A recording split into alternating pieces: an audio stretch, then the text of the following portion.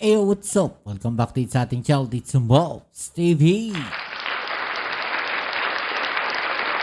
Alright, so tayo nagbabalik muli mga kababayan at ito, pag-usapan natin, no? Gaano katotoo mga kababayan na di umano? Ito pong si VP Sara Duterte, mga kababayan, ay may close relation dito po kay Madriaga, mga kababayan. Yan po ang ating alamin ngayon at pag-uusapan. Pero syempre, bago ang lahat, please don't forget to subscribe, like, share, at comment dyan sa comment section.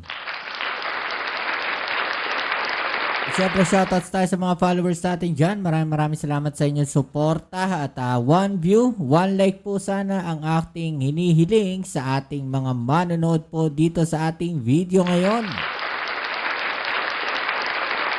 Okay, so eto mga kababayan, pag-usapan natin, no? Puntahan na natin itong topic natin ngayon. Dahil ito pong mainit na usapin dito po kay Madriaga na kung saan ay ikinanta po o inilaglag itong si Sara Duterte, mga kababayan. Pero no, sinasabi po nila, no, na puro fake news lang daw po itong si Madriaga. No, at wala daw pong katotohanan ang mga sinasabi po neto. Naniniwala po ba kayo doon sa sinasabi ng mga to? Pero ito po ang nakakagulat mga kababayan. No? Sinasabi kasi nila, no, na ito daw po si Madriaga ay fake news. Pero ano kayang masasabi nila dito? Na ito po palang si VP Sara Duterte at si Madriaga, mga kababayan, ay malapit po sa isa't isa, mga kababayan. No, malalaman nyo po, no, kung bakit ko sinasabi na malapit po sila sa isa't isa. Dahil po, dito po sa balita na to, mga kababayan. Yan po. No? Ayon po dito sa post ni TPL3, mga kababayan, umiikot daw po ngayon sa mga chatrooms. Kasi etong mga to, mga babae, mga nasa chatrooms to No? Pero ito ang matindi. No? Kasi ito pong si Madriaga ay may dating kaso po, mga babayan. No? Pero ito po yung matindi. Kumpare pala, sabi niya. No? Yun daw, mga kababayan, yung KN. No, Ninong sa Binyag, yung bunsong anak, mga kababayan. Tapos, sabi ni Harry Roque, hindi daw close yung mag-schoolmates. Nyeta na yan.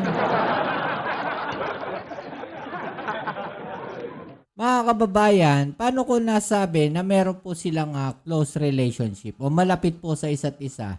No? Etong wala naman tayong ibang iisipin dito kundi si Madriaga lang, mga babayan. Kasi ito yung mainit na issue ngayon no? Na sinasabi po ni Harry Roque, mga babayan. 'Di ba? Na hindi daw close etong si Madriaga at saka si Sara Duterte. Paano mo sasabing hindi close, Harry Roque? No? Kung ang ninong sa binyag ng bunsong anak, 'di ba? Si Madriaga. Diba mga babayan?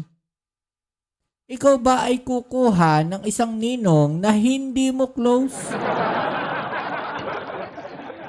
Ano ba ang ibig sabihin ng pagiging ninong? Lagi po yan sinasabi sa simbahan. No? Ano ang tungkulin ng ninong at ninang, mga babayan? Diba? Sila yung pinili ninyo para tumayo bilang pangalawang magulang ng inyong mga anak. Diba yun yung sabi sa simbahan? Which is yun naman kasi talaga dapat. Ngayon, ang tanong, Harry Roque, kung sinasabi mo na hindi sila close, bakit kukunin, no, netong si Sara Duterte ang isang tao na hindi sila close para tumayo bilang pangalawang magulang ng kanyang bunsong anak? Harry Roque, kahit sino, kung hindi kayo close, o kung hindi close doon sa tatay, hindi close sa nanay, mga kababayan, at hindi sila close No, kukunin nyo ba ang isang tao para tumayo na maging pangalawang magulang ng inyong anak sa binyag? Ha? So dito mga kababayan, makikita natin no na merong close relationship etong dalawang to, etong mag-schoolmate na to. Diba? May close relationship yan. Kaya hindi mo pwedeng sabing hindi sila close. Diba? Kinuhan ninong eh. No, ng bunsong anak. Kaya wag kami ang lokohin mo. Iba na lang. Ano sabi dito ni Jam Magno? Ito, kilala tong DDS mga kababayan, no? Si Jam Magno. Pero bumaliktad na rin po ito. Diba? Sabi niya dito mga kababayan, actually, I was surprised. No one mentioned that. Nagulat daw siya mga babayan na wala raw po nagbabanggit niyan. Na itong dalawang taong to ay merong close relationship. Diba? Ilang taon nasa inyo yan eh. No, nagtatrabaho sa inyo, bagman ninyo. Imagine ninyo kung hindi nyo close, paano nyo ipagkakatiwala yung 1 bilyon? No, ikaw yung magbibitbit mga kababayan. Pagkakatiwalaan nyo yung isang taong hindi nyo close para magdala ng 1 bilyon di umano? Ano sabi niya dito ni Jam Magno? Dating DDS to ha. Actually, I was surprised no one mentioned that, sabi niya. Kasi ang alam ko, ninong talaga siya. Ganyan ka-close. Because he is really inner circle before. Mga babayan, pinagkakatiwalaan. Nasa inner circle nila. No? In short, pinagkakatiwalaan po yung tao na yan. Nung useful pa.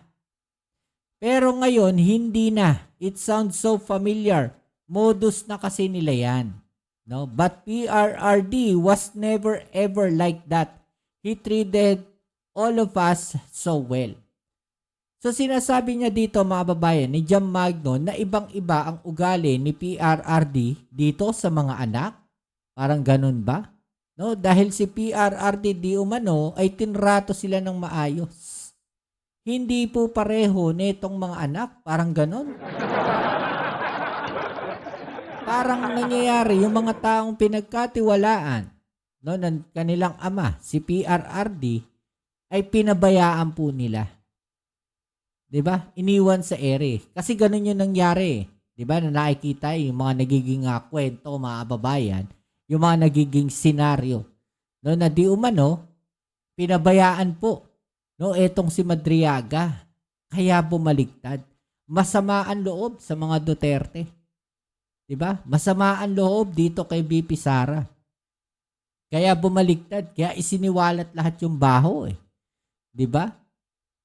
Kaya may mga ebidensyang sinasabi na meron eh. Oh. Paano ngayon niyang babaliktarin itong mga DDS na naman?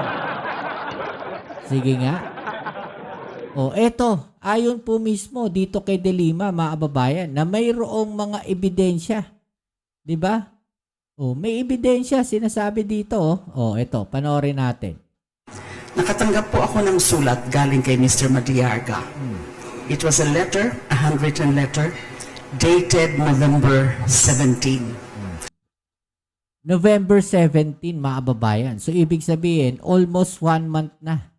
No, na nakikipag-usap, etong si Madriaga, dito po kay De Lima, mga kababayan. Oh, paano ngayon yan? Diba? Siguro, anong nangyari, no? Kung anong nangyari is, netong mga nakaraan lang, no, na pumasyal etong si Sara Duterte doon po sa sinasabi niya sa BJMP, mga kababayan. No, kung etong mga nakaraan lang pumasyal si Sara ng 10 oras ng gabi, malamang nakatunog yan. No? Kung sinasabi dito ni De Lima na November pa, nakikipag-usap na sa kanya si Madriaga, mga kababayan, baka nakatunog na alerto si Sara. Kaya pinuntahan si Madriaga para kausapin. Ano sabi ni Madriaga? 'Di ba kinukuha yung address ng mga anak at asawa, yung pamilya. Mga babae para tulungan daw. nakatunog lang ang Madriaga. 'Di ba? So ang ginawa niya, inunahan niya siguro. Dahil alam niya nga, yung likaw ng bituka ng mga tao na to, alam niya kung paano mag-isip. Dahil kung nasa inner circle siya, mga kababayan, alam niya ang galawan ng mga to. Diba? Alam niya ang galawan. Kaya umaksyon kagad siya. Diba mga kababayan? Posibleng ganun eh. Kung ikaw kabisado mo yung tao, alam mo kung anong gagawin niya next week eh. Nagpapatulong po siya sa kanyang mga kaso. Ang sabi niya, doon sa handwritten letter, it was a handwritten letter course through his lawyer, Attorney Palad, na ang sinasabi niya sa kanyang letter ay kinigipit lang daw niya siya dahil sa kanyang mga naging akusasyon laban kay Attorney Harry Roque. Doon sa kanyang, ang sinasabi niya sa kanyang letter is that dahil meron siyang sinampang kaso about land grabbing somewhere in Mariveles, Bataan. Of course, I do not know tungkol dyan sa kaso na yan. But that is the content of his letter. So as I said, it's dated November 17, course through his lawyer. And then, nung nagkaroon nga ng affidavit, which was notarized November 29, I received that copy of the affidavit. At syempre nakita ko, napaka-sensitibo, napakabigat ng kanyang mga akusasyon, hindi lang laban sa kay VP Sara, kundi meron din siyang mga sinasabi tungkol sa dating Pangulo. Meron siyang mga nabanggit na mga personalidad.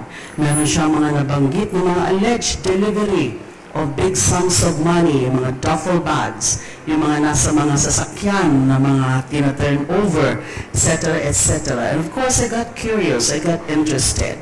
So I decided to see him last December 8, daytime, 11 o'clock in the morning, there at the BJMP.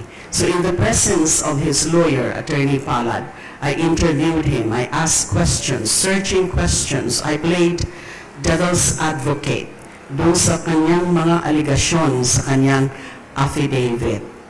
So inisa-isa ko po yun, yung kanyang mga aligasyon. Although sinasabi niya na meron pa daw siyang mga iba pang mga alam na isusunod niya in another affidavit. And then, syempre, kasi ako po bilang abogada and bilang dating Justice Secretary, sanay naman po ako na nag-handle ng mga ganitong bagay. Pero dahil nga po mga seryoso ang mga akusasyon, kailangan pong sinusuri ito ng maigi. Kailangan nagiging maingat, lalo na nga po na meron akong sariling personal na experience na yung mga nag-akusa sa akin ay mga laway lang. And then therefore I asked him, meron ka ba na katunayan, mga ebidensya na susuporta dito sa mga aligasyon na may tumawag sa iyo, maski mismo nga si dating Pangulo tumatawag sa iyo, maski si VP Sara tumatawag sa iyo, itong Colonel Nolasco tumatawag sa iyo na instruction ito, i-deliver mo ito, etc., etc. Ang sabi niya, meron daw siya na ebidensya. So sabi ko, I'd like to see that. Before, kung ano man ang pwede kong gawin na makakatulong bago ako to take any action, let me first reserve any judgment. Diba? Kasi gusto ko, pag mga ganito, mga bagay na mga maselan, sensitibo, ay maging maingat. So yun po ang sitwasyon. I stayed there, I think, if I'm not mistaken, for a little over 2 hours. It started my interview of him, na meron namang bantay doon, na guard sa BJMP. There's a CCTV there. About a little more than 2 hours, 11 o'clock, and then umalis kami doon past 1 o'clock. So once, that's December 8, that's holiday. And then naglabasan na itong mga to. Marami na akong mga nakita sa news and then sa social media na mga posts about this. Nako. Ayan mga kababayan, no? Before pa pala, nakausap na ni Representative De Lima Etong si Madriaga, mga kababayan. So kaya medyo nawiwindang sila. No, natataranta sila kasi si Madriaga, mga kababayan, ayon po sa report ay nasa inner circle nila. No, ibig sabihin, hindi po yan naiiba at talagang pinagkakatiwalaan po yan dahil matagal po sa kanila yan eh. 'Di ba, mga kababayan? At kung titignan natin, sino ba yung sumira dito kay Madriaga? No? Sino yung sumira? Mga kababayan. Kayo na humusga kung sino. Ha? O, ano pong masasabi ninyo dyan, mga kababayan, no? Grabe, ang ugali pala nila, ganun-ganun na lang. Matapos nilang pagkatiwalaan yung tao, matapos nilang gamitin yung tao, no, sa kanilang mga transaksyon, mga kababayan, at mga gawain, no? Di umano, yung mga gawain po nila, basta na lang nilang iiwan sa ere. Pababayaan na lang nila ng ganun-ganon, mga kababayan, na mabulok sa kulungan. Diba? Kawawa yung tao. Diba? Nagserbisyo sa kanila ng tapat, ng buo, tapos makukulong lang ng ganun. Tapos pababayaan, iiwan na sa ere. Kawawa. Diba? O, ano pong masasabi ninyo dyan, mga babayan, no? I-comment sa ibaba ang inyong mga opinion at atin yung pag-usapan. Alright? So muli, kita-kits tayo sa ating next video. Ito po muli ang inyong Kuya Mobs sa Mobs TV. Abangan nyo po, no, yung mga sumusunod natin mga video uploads. Lagi nyo lang pong i-click ang notification bell para updated kayo pag may mga latest video uploads tayo. Alright, so yan muli. Maraming salamat sa inyo. Ito po muli ang inyong Kuya Mobs sa Mobs TV. Peace and health.